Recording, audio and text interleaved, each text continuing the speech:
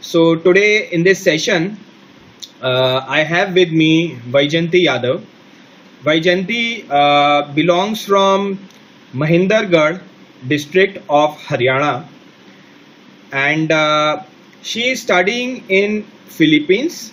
Her college is University of Perpetual Help, Las Pinas. She is studying in first year of medicine. So Vajyanti, a formal welcome to you in this session, right? And we call this session SAMVAD. SAMVAD means discussion, right? And discussion with the students who are studying, who have experienced a life in terms of everything, in terms of education and everything, which the student on this side want to know directly from the students, right?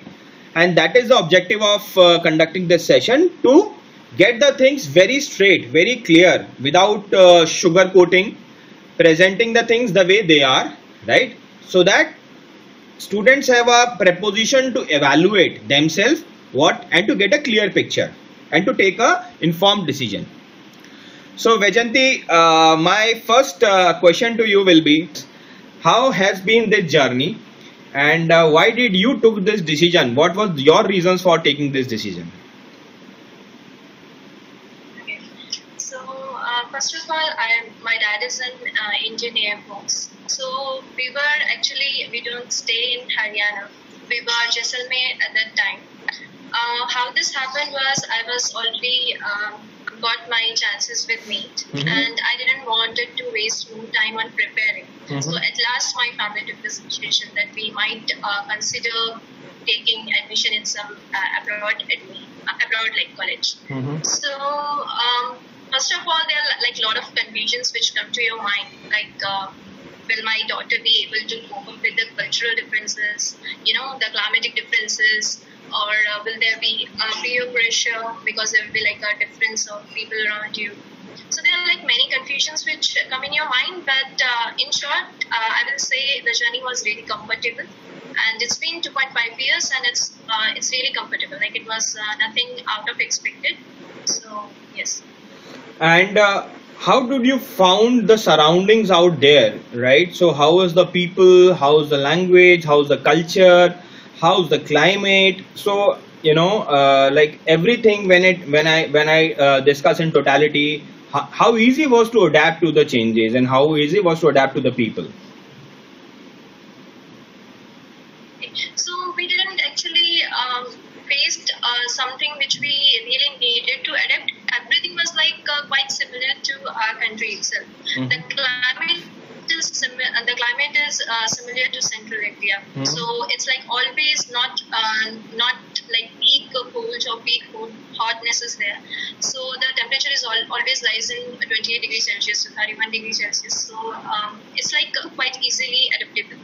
The cultural differences are also not very like peak, because it's like a South Asian country only, and they do follow Eastern culture. They still do follow Eastern culture, respect like the family bond is there, they respect their elders. So all these values still lies there. So it was easy to adapt there. The people are like, there is a large Indian community there. So you feel like you are among your own people. The food is very easily available there. All types of Indian food are available there. So you are eating your own food. You are among your own people. So adaptation was really not a problem. Very nice. Coming to the education part, right? So how will you evaluate the overall education system of Philippines? Number one. And number two, how supportive is the overall ecosystem, right? So would like to know from you the actual education system, how BS started, or AB psychology, then MD, how's the structure. So please guide me on the course wala part. Comparatively, before going Philippines, we did a lot of homework. So we checked all the FMGE, or what you call MCA screening test passing percentages. So comparatively, if you see, if you compare Philippines with other countries, this passing percentage is higher. So the education system, this passing percentage speaks for its education system. The education system is comparatively really good. Plus, they value their education by keeping many you can say hurdles, or you can say checkpoints, like NMAT. NMAT is considered as the obstacle sometimes, but it is actually a step which you clear out, where you can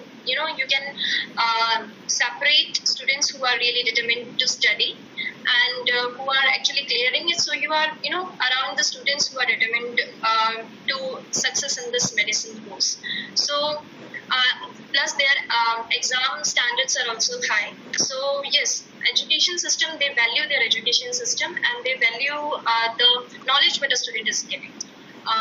Plus this structure, this medicine structure, it follows this US-based education system. It's quite similar to that. So first you have to do an undergraduate course, which might be BSc or AB Psychology. It depends on what course the college is providing. Then you have to do your medicine course, which is 4 years duration. So this during this AB or BS course, it's of from 1 to 1.5 years. During this, you do undergraduate course. In BS, you do all your basic biology, maths, and physics, chemistry, the subjects which you have read in 11th and 12th. But in AB Psychology, you study about human behavior, how does thinking work. So you read all about psychological developments, all the psychological theories. So it helps you later when you become a physician or a doctor as such. You get to learn about your patients more. So it helps in that. Very nice, beautiful. And because in medicine the most important thing is your clinical, or I'll say your practical mode of learning. It cannot be purely academic learning, right? So, and it is very also important in current scenario, which like the way the system is changing, the FMG is being replaced by next. So there are a lot of structural and fundamental changes our education system is going through. In this context, I would like to know how's the practical learning and the in overall Philippine structure, and also please guide me on the internship part. What is the structure of internship and how it is being oriented? So for practicals, as it is common in India also, they start from in first year we learn all the basics, like all the bodily basics, the physiological basics, the anatomical basics, the histological basics. So when we are learning these basics, they do provide us with digital handouts or study materials like PPTs and all. But along with that, we are also getting cadavers. But that also depends on the availability of these cadavers at that particular time. So it goes a little ups and downs. Sometimes you don't get that much exposure. But yes, the college have these facilities to provide us with cadavers, so we can work along and learn to practice on in real situations on patients. And what about internship? And about the clerkship rotations happen in your last year, that is your 4th year of medicine.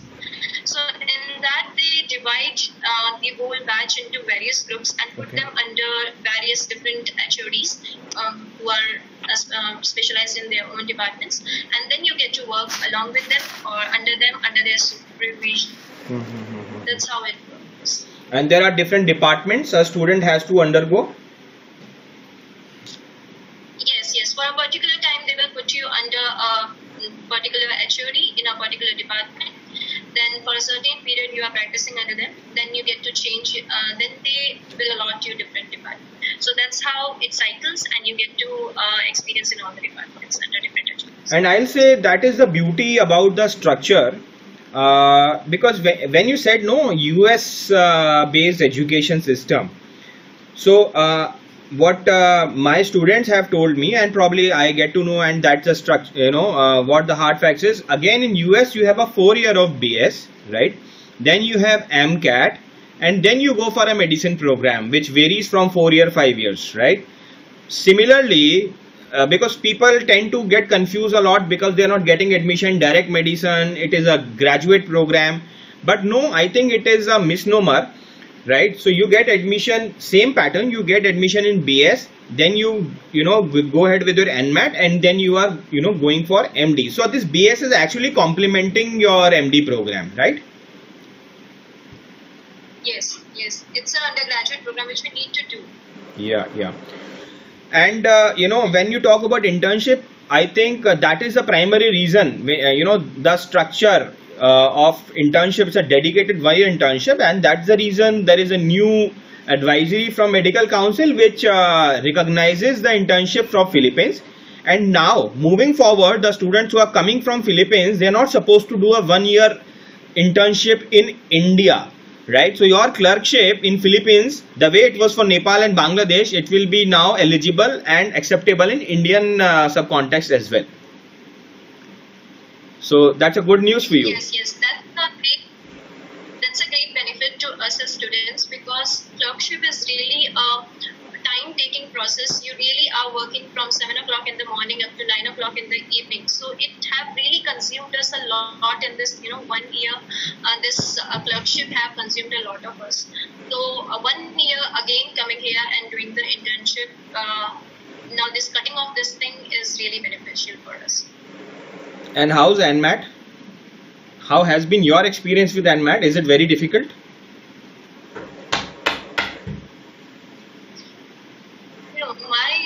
My experience with NMAT was like very easy, very smooth.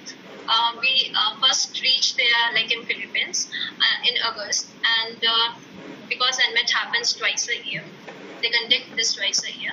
So it was in some November or December, and I got it cleared at the first chance itself. I got 92 percentile. 92. So with respect to all the candidates I have interacted, I think yours is the highest NMAT score. So, and it was like just after 2 months when I reached there. So for all the confusions out there which say, you need NMAT coaching, or NMAT is difficult, or it is a hurdle, for your getting in medicine. So I will say it's not. First of all, if you are becoming a medicine student, you are already determined to study and give your time and focus, concentration to your studies itself. So NMAT is not that much a barrier. You are already preparing for your NEET when you are, choosing other options like this. You have faced NEET, you have given NEET, and then you are going there. So you are already prepared for NMAT. Consider it that way, because NMAT, the second NMAT happens in 2 parts. Like it's a 2 exam. The first exam is of verbal, visual acuity, some quantitative questions like that, and all these are like 5th standard basic GK questions or something like that. So they are like what is the next diagram in this pattern, or fill this number sequence. Quantitative, they will ask very simple numericals, graph reading or something like that. Verbal is totally like read the passage and answer the questions. So the first part is very easy.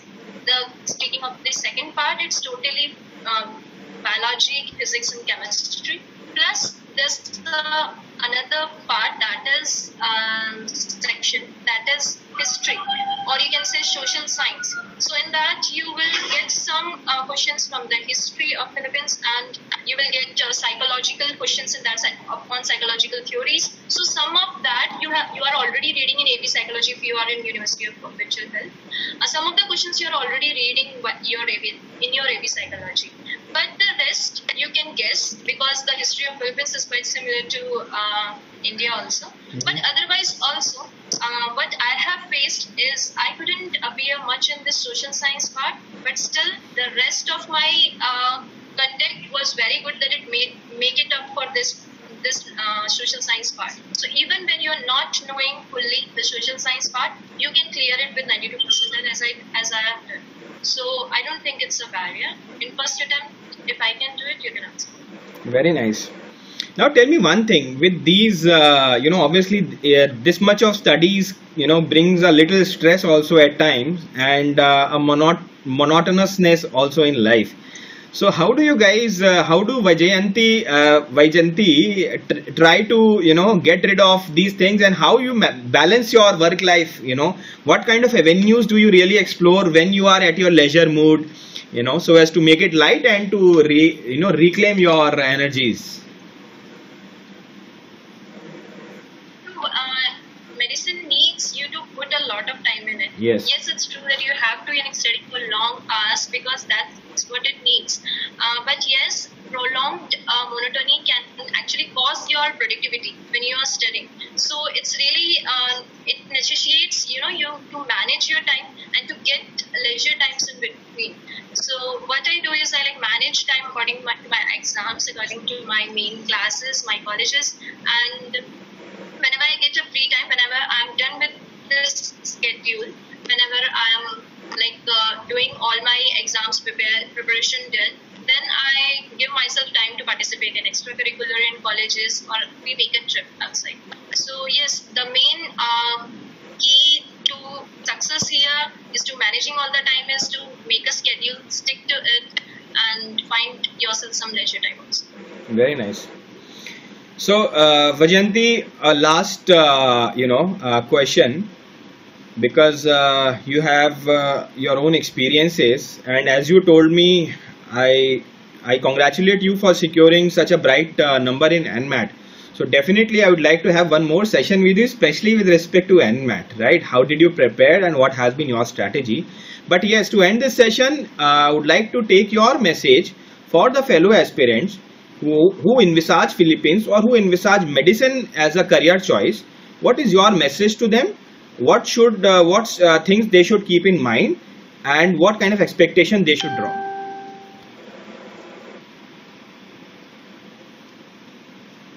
My first suggestion would be that the best country for MBBS for an Indian student is India itself. Yeah. Literally, if take all your chances with NEET and get an Indian college, get a government college, and you can see the difference itself. But if you are done with your chances in NEET, and if you don't want to waste more time on preparation, then going out, choosing colleges abroad is a worthwhile option. But before that, do your homework. Do your homework with multiple sources. Don't depend on a single source of information. Do contact various agents, various counselors, and compare it. Also do your homework on internet. Search for all the colleges today. Every information is on your tips through Google. So do search for every college you are going. Do know about what will be the language barrier, and what college you can afford, what are the climatic conditions, so that you can know what type of patient inflow would be there and will it be helpful in your clerkship and once you return to India. Also do see the duration of your colleges. Rest, I'll still suggest do take your chances with me. That's it. All the best. Thank you, Vajyanti, for sharing these insights and to make us, I'll say come or get through or see through your life, right? So with these, I would like to thank you, and I really wish these words of advice and this experience sharing will certainly help students in multidimensional ways, and they'll perceive it to their own benefit. And definitely, as you rightly said, they should do their research, right? It should always be your call. It should not come out that this is someone other has, thirsted their decision on us, right? So this is a very valid suggestion. But with these words, I would like to thank you for taking out your precious time for this session, and look forward for a very safe and sound, safety and security for you, and wish you can return back on time and attend to your classes in Philippines. Thank you. Thank you, Vajyanti. Thanks a lot once again. Thanks for being a sport and sharing your experiences. Thank you. Say hello to GMU, the one-stop shop for all your admission needs. We introduce you to the finest universities and help find the best fit based on your profile. We help with applications and assist with documentation, visas and even accommodation. With over a decade's worth of experience, 40 university partners in 10 countries worldwide and more than 5,000 satisfied students, GMU does it all. Fix a meeting with us today.